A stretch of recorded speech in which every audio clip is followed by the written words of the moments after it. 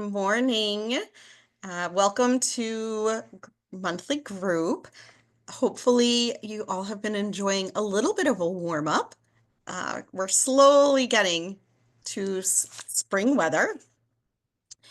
Excited to talk about self-care, especially as the warmer weather rolls in and we all start being able to get outside and do some other things. But let's kick it off as we always do.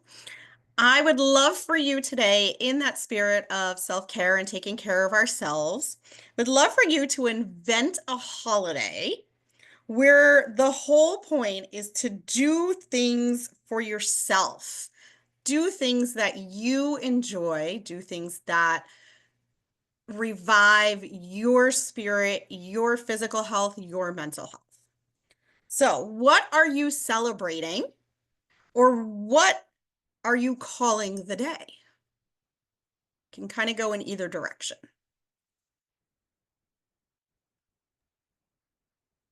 I'm not going to curse, but I want to. You I would can call it, fake you can I'm not fake going to curse. curse, but I would call it the F it day. Is that like the opposite of a yes day where you just say no to everything? Yes, you just, if something's bothering you, you just say F it. Um, I love that. For the work, you just say F it. You know, the stress, F it. I cheers, Melissa. I love that. I love that because it's just like that problem will be a problem for tomorrow, not today.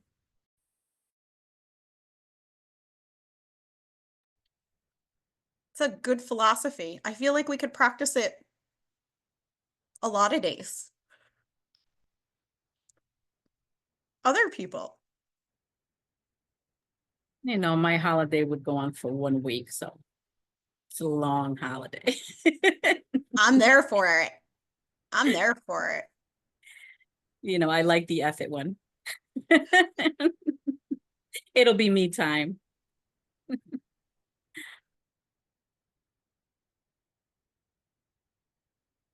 I think I would make a singing into the void one where you just scream lyrics at the top of your lungs just to get it all out.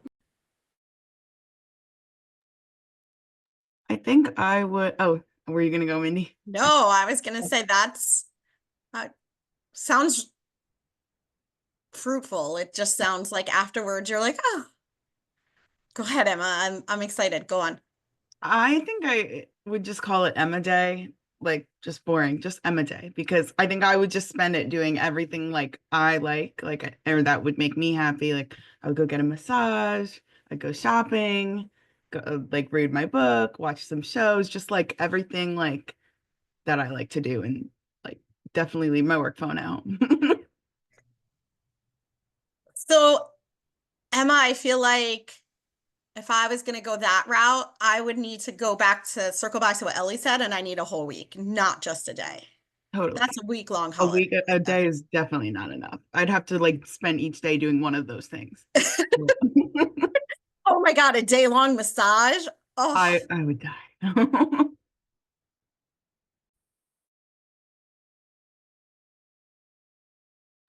I would have to say, all about me. Whatever it is I want to do, whatever it just kind of like Melicia was saying and how everyone else is saying. It's just whatever you want to do at that moment. Celebrating yourself, I guess. just recognizing how much you deserve and how important you are. I would want a holiday that's just an indulgence day. No one tells me no, I can't have it, or no, it's bad for you, or I have to worry about what effect is this. It's just an indulgence. Let me enjoy it for the moment. But then I'd need a day the next day to get over all the indulgences from the day before. You have indulgence day and then like workout day or something. I might show up for indulgence day. I will not be there for workout day, Nellie. I'm just letting you know. you know, I honestly feel like, I would kind of want like an introvert day. I would just want me time. Like I would just want to be by myself. To other people's points, like definitely not, I would not have the work phone, but I also might not want my personal phone except to like maybe get like a Grubhub or something so I don't have to cook or anything. But like no social media for the day. I just like shut off the world for the day and just recharge and truly have me time. Did I miss anybody? Anybody else? Brittany. Yes. So we do this quarterly at my house, so not really a fake holiday, but it's similar to the Yes Day, but it's Mom Day where nobody can bother me. And my husband takes care of the kids and does all of whatever they're doing. And I get a Saturday to just do whatever I want. I get to pick dinner. I have to to eat what I want. I don't care what you want to eat. And people do. I love that you already have that in place. And I think that speaks volumes to where we're about to go. So Brittany, thank you for that transition. And I'm super curious what you do eat for dinner those days. I'm not gonna lie. Like, are you eating candy? Are you eating ice cream? Are you eating cereal? Like, intrigued. So, um, self-care has lots of different definitions depending on where you look. But really, if we think about it, self-care is an action that improves our health over time, right? Nellie talked about an indulgence day. An indulgence day is indulgent is here and now. It makes us feel better in the moment, which is good. We need those too, but the self-care has the long-term effects. And there's lots of different models. And the models break down that anywhere from 5 different realms of self-care to 8 different realms of self-care. Things like our physical health, our spiritual health, our mental health, our academic health. And so if you're really looking to dive into this, it is good to have a balanced model of self-care. It's not great to only work on your physical self. You need to also be balancing it with making sure your brain is active, making sure your belief system, whatever it is, and that doesn't just mean religious, is active, and all of those different sides, right? So again, self-care, it feels good over time. And I'm sure everyone has heard that correlation, that comparison to if you're on an airplane and the oxygen mask drops down, you need to put yours on first and then help others. And so the idea being that if you're not taking care of yourself, you can't take care of others.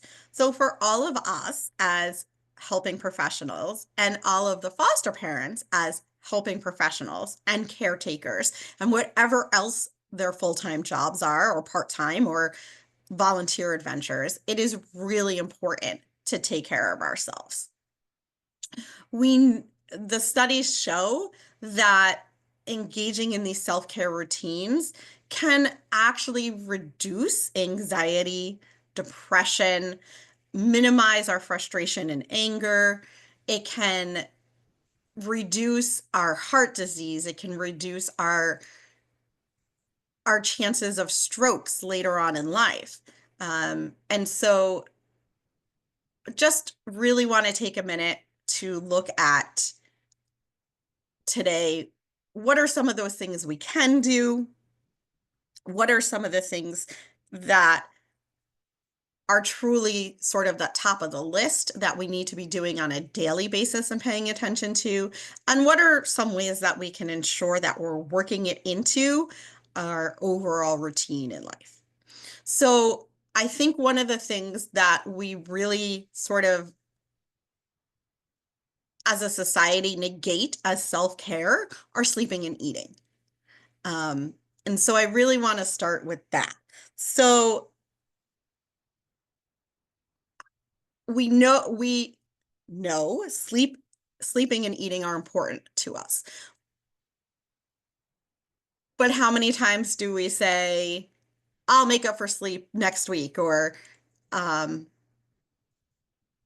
it's okay, we don't necessarily teach our kids the balanced meals, or the importance of protein or things of that nature. So I kind of wanted to start wow, English is hard, guys. Start the discussion there on either what you've noticed for yourselves, your family members, the clients you work with, about the importance of healthy sleeping and eating habits. So I'm going to leave it that general for now. But I can kick off the discussion and tell you that I have crabby pants on when I don't get enough sleep, and you can all attest to that, and that's okay. I'm okay with that being out there. I have to get enough sleep. That is super important for me. So I'll stop talking, and I'm looking forward to hearing from you guys about the importance of these two issues. I think for me, I think my kids are teaching me a lot about eating better. My son especially, let's go, now I go to the store and buy, all the cereals have sugar. So I try to find the boringest cereals without a lot of sugar.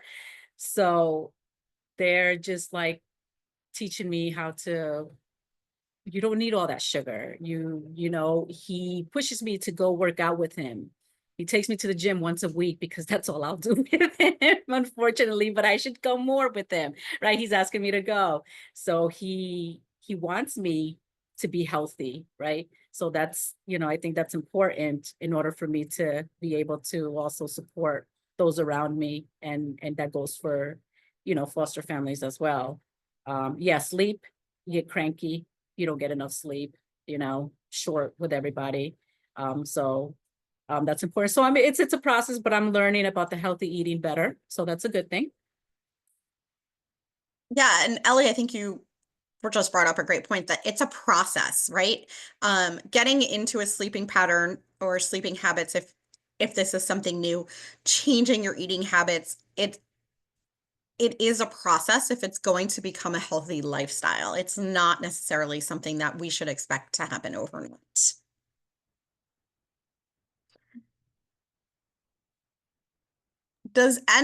Oh, sorry, Nellie, please. I think it's also important to realize it changes over our course of our life. Like, I know I grew up in a home that didn't enforce bedtime routines.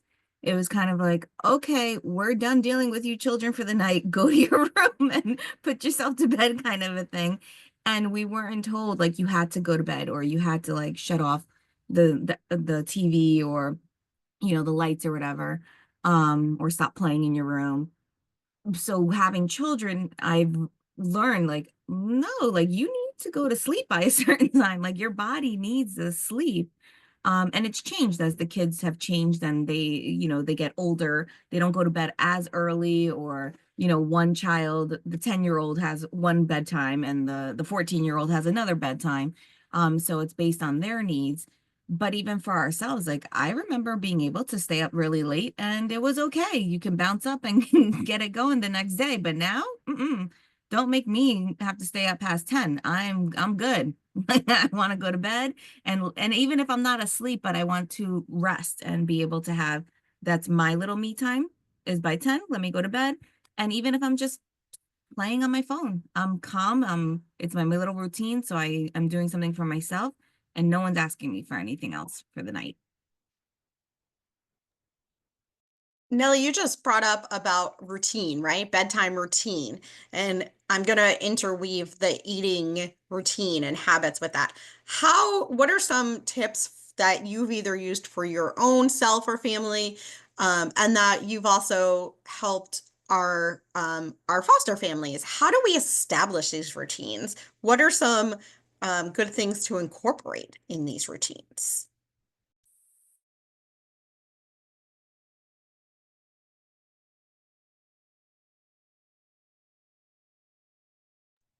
I think a good thing is a lot of the homes that have had kids already in them or are familiar with it or raised children, they know how important structure is and routine. And so even it's knowing like after school is done and if there's an after school activity, then you're coming home, you're doing your homework, you're having your snack, you're having dinner, then it's bedtime, then wash up before bedtime, then bedtime, and it's like done for the day. And then you get up the next morning and do it all over again. I think kids do really well with that. And we see where when they don't have that in place or don't know what the next step of the day is, like what the schedule is, it leads to too much uncertainty. And our kids in foster care, especially, have enough uncertainty in life. So I think it really helps them feel a little safer and a little more like everything's being taken care of. It's the situation's handled. Thanks, Nellie. Mel, I saw you looking to chime in. I was gonna say the routine is important for the kids, but it's also important for the parents. I can speak for me having a young child, a young baby. It is extremely hard to stay within a routine of sleep, because then your routine becomes the baby's routine, which is also what happens in foster care too. So sometimes you obviously have this thing set out for yourself, and then that no longer exists. And unfortunately, as adults, even without the routine, life goes on, whether that be you still have to get up to go to work, even if you had 2 to 3 hours of sleep, you still have to carry out your day. And I think that that's really hard. So I think the me time thing, that's when that me time thing becomes really important, because realistically, a majority of the week, you don't have access to your normal routine. So that me time is very important, whether that's like 1 or 2 days out of a month to kind of like really try to do the things that you need to do for yourself to kind of reset. Otherwise, you will experience something called burnout. And that's a real thing. You're 100% right. I don't mean for this to be a controversial question, but what role when particularly our teens say, my phone is my self-care. I need my phone to fall asleep. I need my phone to, stay in touch with my friends, and that is my self-care. How do we potentially handle that statement? Cell phone restrictions. I think that you need to have cell phone restrictions in the home. I have it in my home. My daughter's cell phone is right now on the kitchen counter. It's been there since yesterday. She cannot use the phone during certain hours, whether that be you shutting down the internet at a certain time. I think that is very, very, very important, because in this world that we live in with the technology, they will be on that phone all day. All day. Hi, Brittany. Hi. So yes, I believe the routines and structure, of course, is the best. When I first go into foster homes with new kids, I always ask the foster parents, what is your routine? Is there a typical time of day that you eat dinner, or when things are expected? So we can write it down so that the kids know. But as it pertains to the cell phone, I just want to mention a lot of our kids who come into care don't have restrictions on their phone. And then we're jumping them straight into 9 o'clock turning your phone. So I always like to tell people we have to give them an alternative to that. You can't just go from one, it's pretty much an addiction, to nothing. So what I like to tell foster parents sometimes is, maybe they can download a game that doesn't have Wi-Fi, like, something Candy Crush or something different that they can use at night to kind of calm down, or get something else to put in place. Do you have anything else for them to do? Whether that be puzzles or, I don't know, coloring, or talk to the child and see what else they can use. Because you can't just 100% take it away. That's what we would love to say. We would love to say all kids 9 o'clock hand in their phone and the world is a better place. But we have to be realistic about some things and understanding that it might take time. So I do just want to mention that. But having that routine in place, having things, an alternative thing for them to do besides the cell phone, I feel is a great option. And then letting them know, like, your phone will still be here in the morning. Like, it's also a trust thing. For a lot of our children, everything is taken away from them, and then you also take away their only way to communicate. So it is a big trust thing on how are you going to give it back to me? Is this my last personal thing that you're going to take? So just, just try to be mindful of all of these things. They all kind of trickle into each other. I think it's great that you pointed out that trust issue, and also that replacement strategy. And I find particularly that a lot of the youth today, they don't have replacement strategies. They don't know what else they might enjoy, and they haven't really explored that. And so I'm I really like, Brittany, that you even suggested some replacement strategies, right? The reading, the puzzles, the coloring. And I think that our foster families, or even us, right, going in and working with them and taking the time to explore, maybe even doing a puzzle during session if they've never done a puzzle before, they don't know if they like it. And so I think those are really poignant points that it's hard to say, well, yeah, that would work if I've never done something before. So what are some other, I know that I've used, like, talk to kids about journaling in the past. But journaling can be hard, especially for if it's very open-ended. And so if we take journaling and we sort of break it down a little bit more, what are some ideas in that realm to help kids with some guided writing things? Have you ever done things around guided writing? Brittany shaking her head yes. Can I put you on the spot? I guess so. So I like to do your top 3 of the day. So it's not just an open journal. It's tell me your top 3 things of the day that you enjoyed for you to write about. Or it can be name 2 things that you were grateful for. And just start off with like those smaller prompts before you just give somebody a whole blank notebook and just go, hey, journal, it's going to make you better.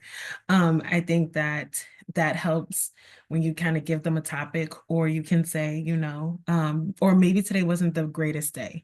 So can you write a different ending to your day? And then found that some kids use those prompts and it helps them journal, or it helps them, kind of work things out that way. Yeah, there are on Amazon, and I'm sure like Barnes and Noble, they do have the prompt journals. They also have like gratitude type journals where it gives you the prompts at the top, and it's more about Brittany, I love that idea of writing a different ending to your day, but it helps you look at your day differently. And I think I'm personally not a journaler. I'm not someone who journals. But it's okay. I'm good. But I do find that for some people it is very, very helpful. And I'm coming to you in a second, Brittany. I have also done, instead of writing, drawing. Because, right, kids don't always want to write, but they'll draw, they'll doodle. And with that, I'm tossing it back to you, Brittany. I was gonna say, one of my lovely foster kids, she doesn't like to journal and stuff, but she likes to use the recording app, and she likes to kind of talk into it. So she says, like, trying to write and different things can be hard for her. She'll get caught up in like the spelling and different things of the journaling. So she uses the recording app on her phone to just record, this happened today, that happened today, good, bad, her top 3, where she can kind of just talk into it. And she says that it helps her that way. So there are alternative ways to journaling besides just physically writing. So I did just want to mention that. That's a great idea. And I think, like, particularly for those of us who may be driving or something. I really like the idea of just sort of verbally spewing as we're driving and getting it all out, but being able to record it. That's really unique. I like that a lot. Thank you for sharing that. Circling back to what Sam said before for her day of celebration, she talked about just singing out, right? And just having it go into a void. I know a lot of us relate to music in a different way, and it invokes different emotions for us. Have any of you used music either for yourself or with your youth, or seen a foster parent use music for self-care? Just curious. Honestly, I use music all the time. I have like different playlists for whatever mood I'm in. And it just helps me work through whatever I need to. And Sam, can I put you on the spot a little bit? Do you ever try and shift your mood by listening to a different playlist? So if I'm feeling hyper but I need to go into a meeting, I'll listen to calmer music. Or if I'm feeling down and I, need to try and lift my spirits, I'll listen to positivity or something of that nature.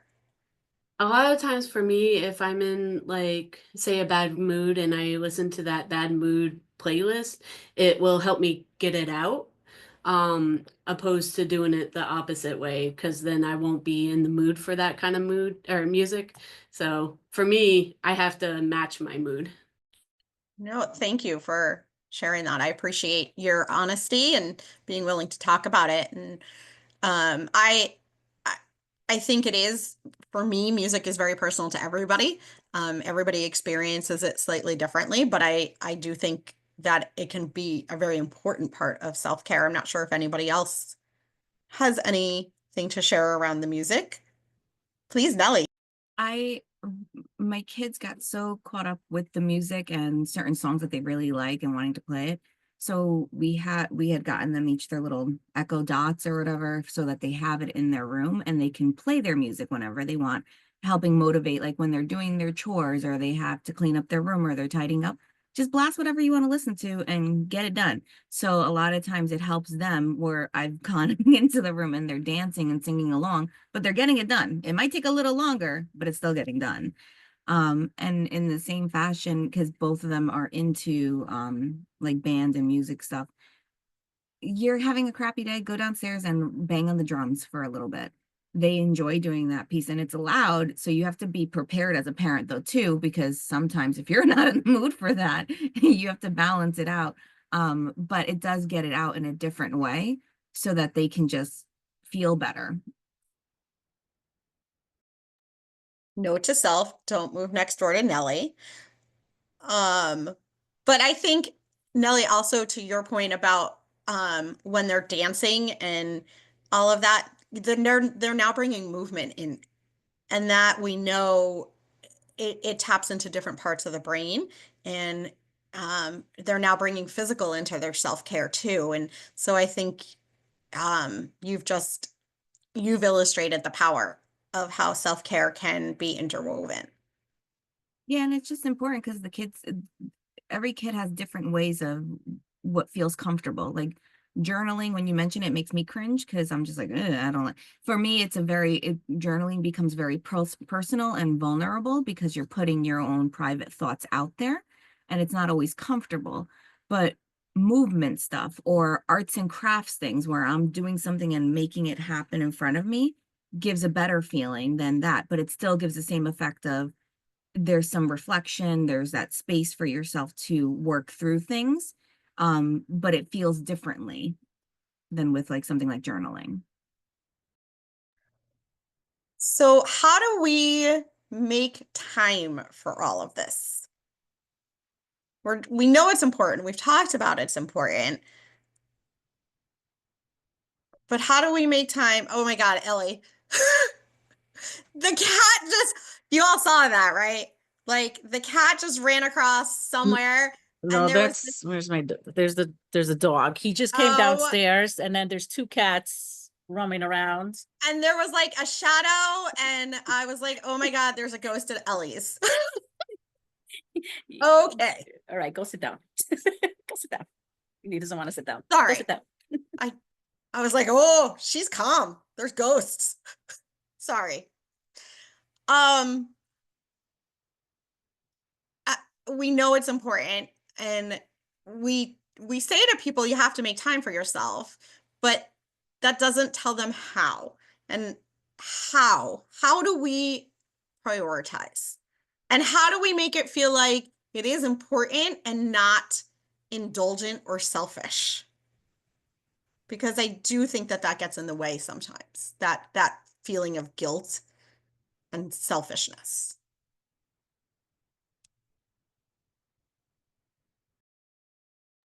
I know for myself, sometimes when I feel like overwhelmed, I put myself in a timeout.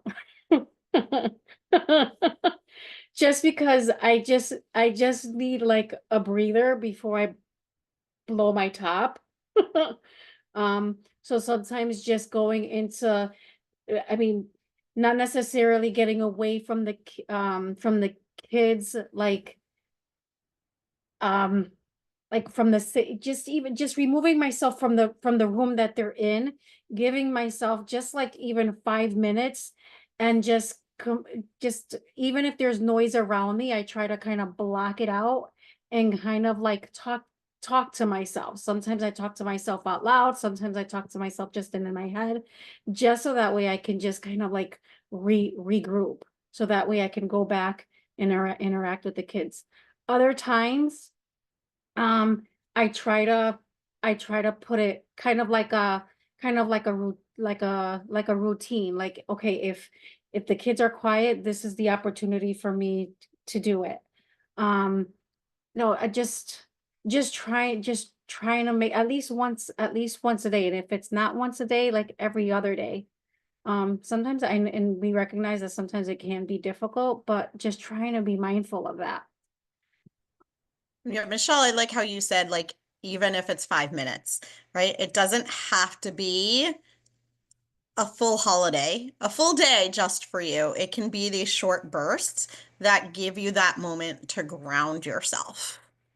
And that starting small, giving yourself a timeout, is maybe the first step in the process. Hi, Brittany. Hi, how are you? So I also found out that there are many times where, like, even though you're feeling overwhelmed and you just need a movement break, many times your kids do too. So there are times where I'll just be like, after dinner, I'll just be like, up, family walk. Everybody put on your shoes. Let's all just go out. Let's all just, even if it's just 5-10 minutes, sometimes they need it too, just as much as you. So I know there are many times where we're just like, oh, what I'm gonna do with the kids and what I'm gonna do here, and your mind is racing a million different angles. But sometimes you can just take them too, and sometimes they just need to be outside too, and everybody just go touch grass for 5 minutes, and it it will help the whole household. And then come back in, regroup, and then continue on with your day. So I know sometimes we like to ask parents, foster parents, bio parents, niece, nephews, whatever, guardians. We like to think that we need a lot of our movement time and space away from them. But if you can't do that, you can always just incorporate them in. And sometimes they need it too.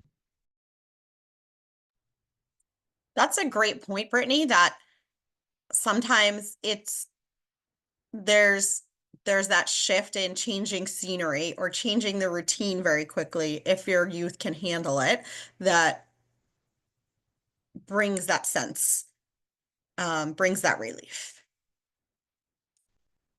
I like how you said, just go touch the grass, just touch grass. That was a good line.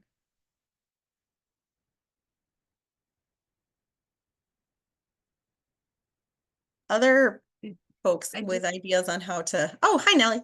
I love, Brittany, that you brought that up, because we overthink self-care a lot of times. We make it be like this whole thing that has to be a whole like day. You take all this time, you have to spend all this money. And it could even be like a quick hot shower. Or, you have that time to yourself in the bathroom. And how many moms can go to the bathroom in peace? So even if you're locking the door and you're taking a nice quick hot shower, that's still doing something for yourself. And the walks, especially with the weather getting nicer, it's so nice to just go out, feel the sunlight on your face, and just be able to regroup in that way, and have a different way of connecting with the kids too. Because there's no phone, there's no TV, there's no distractions around you. You're just going for a walk. Yeah, and I think, I mean, the idea that it doesn't have to be just by yourself, it's great. It's great when you can have that introvert time, or that time away. But it doesn't have to be. I get my nails done. That's one of my self-care things. And I'm very lucky. My husband does step up when I have that appointment, but when I go, I'm on the same like schedule as someone else there, and she's a single mom, and she brings her son, and that's the time where he has a choice. He has a little bag that they bring every week, and he sits there, and he's allowed to sit in one of the cool pedicure chairs and do the massage thing, and he has to pick something from his bag. And so she's getting what she needs. He's getting, for him, something cool and unique because he doesn't get to play with what's in that bag other times, right? It's just the special bag, and he's still there. So there are ways to incorporate, and she loves it. For her, that is self-care. She loves the hand massage. She loves the interaction with adults. And so there are ways to incorporate the youth, if you can't get that time to yourself. One of the other things is to actually put it in your schedule. Even if it is truly a 5-minute thing or a 10-minute thing, put it in your schedule.